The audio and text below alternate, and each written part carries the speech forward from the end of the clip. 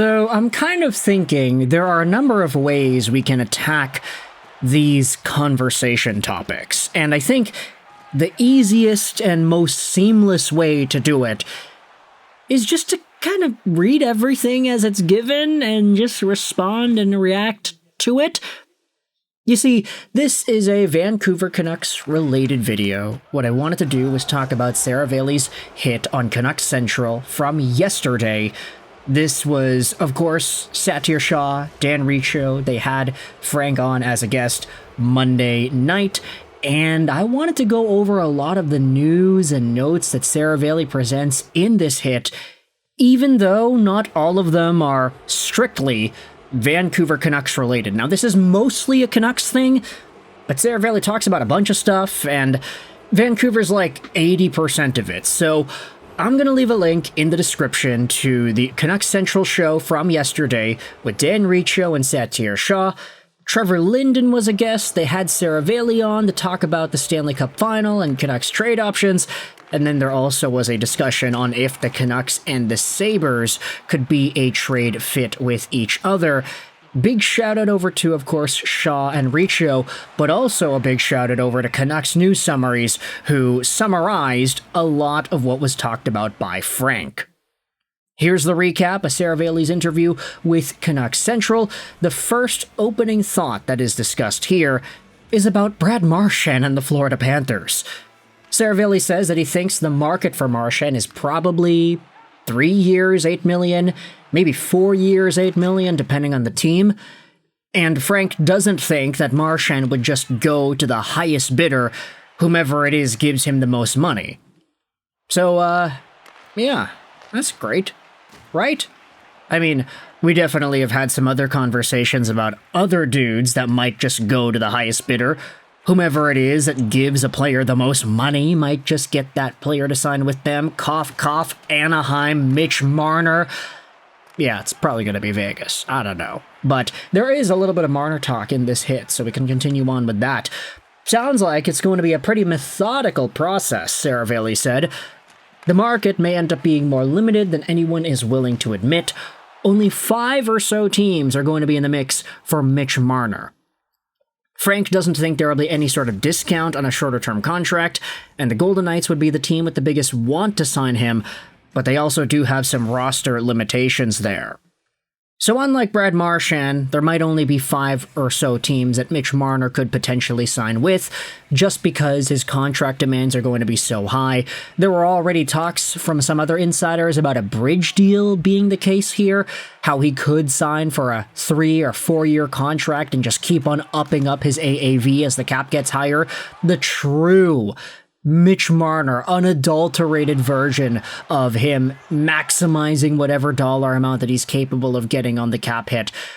This guy, man.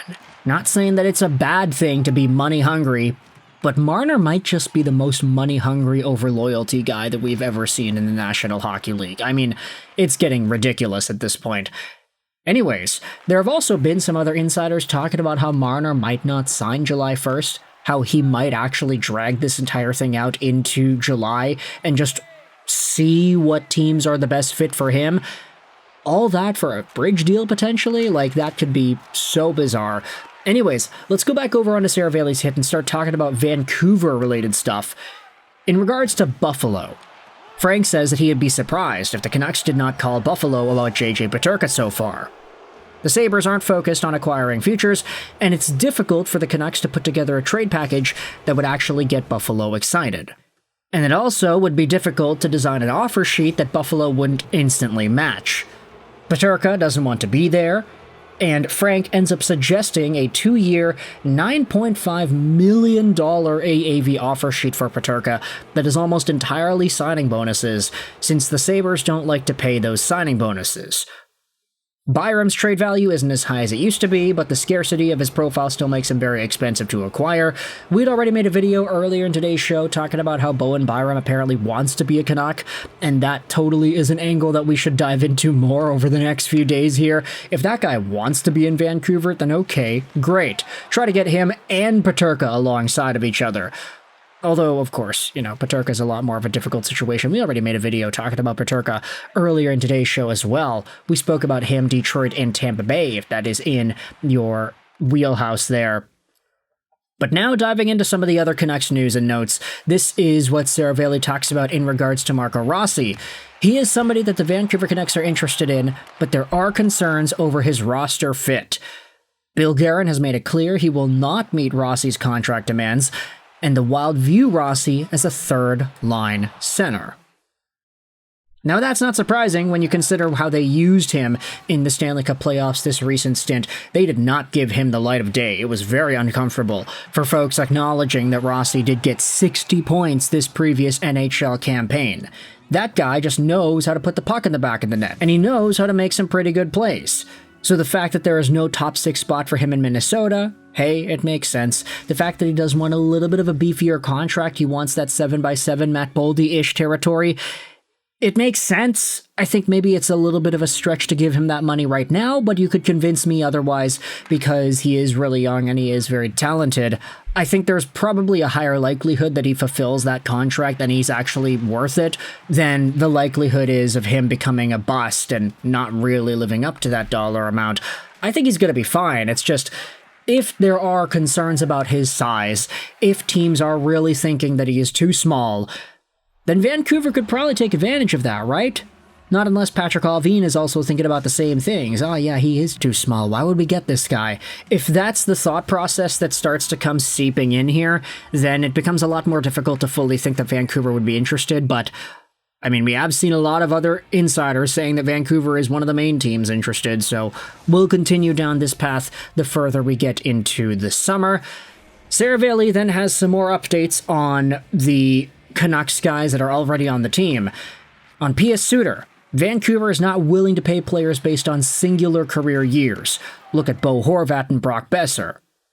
In regards to Boeser, Seravalli thinks the door is pretty well closed and suggests that Brock could end up in Boston. That is actually a really interesting idea because I wanted to talk more so about Brock in a later video. Rick Dhaliwal's hit on Halford and Bruffy last week might go out there and spell the contrary, who really knows? But in regards to Pius Suter, this entire thing makes sense too. Vancouver does not want to pay guys because they had crazy good years, one crazy good year, and be like, okay, here's all the money you want. Pius Suter, he had a 20-goal season. He was a first-line center for a while. That guy could command $4-something million on the open market. Brock Boeser had 40 goals last year. If he had signed the extension last season, he could very well have gotten 7 years and $8 million. Bo Horvat had a crazy good year. He was on pace for 50-something goals. And then the Canucks are like, sorry, we're not going to pay you that money. We already paid this money to JT, and Bo is playing so well that he's priced himself out of Vancouver. We got to trade this guy away now. That seems to be the Vancouver method. Do not pay guys based off of one explosive career year. For the most part, I think it's been a fine strategy because, not to say Bo Horvat isn't worth 8.5 right now, I'd say that with the cap going up and his services being the way they are, I think it's fine. But Bo Horvat was scoring at a 50-goal pace in Vancouver. There's no way he would have been able to keep that up. Brock Boeser has not been as good as he was in that 40-goal year recently. Pius Suter, who knows if he's going to be able to replicate that 20-goal performance and first-line center capability next year and beyond. So it does seem like maybe he is in a more vulnerable spot and not really all too likely to get that money in Vancouver. Now, finally, there is one more thing that was talked about here on this Seravalli hit. Some of the reporting about Mika Zibanejad in the New York Rangers beat has been incorrect. Zibby doesn't want to waive his no-move clause. Chris Drury, however, is open to just about anything, but Frank does say that he thinks Alexis Lafreniere is one of the more difficult contracts to move on the New York Rangers. So that summarizes most of Seravalli's commentary on Canucks Central yesterday. I did think it was interesting to dive into a lot of these notes. I know we do make dedicated videos about guys like Marchand and Marner and Zibanejad and all that stuff, but these notes were very small, so I thought it would be fine to just kind of collapse them all into one commentary here. But ultimately, I want you to let me know your thoughts in the comment section. How do you feel about all these Canucks things as well? between the Bowen Byram, JJ Peterka stuff, to Pius Suter, Brock Boeser, and Marco Rossi in regards to Vancouver. What are your thoughts on some of the other external notes on guys like Marner and Marchand and Mika Zibanejad? Thoughts in the comment section below. I hope you enjoyed this British Roll 9, and bye.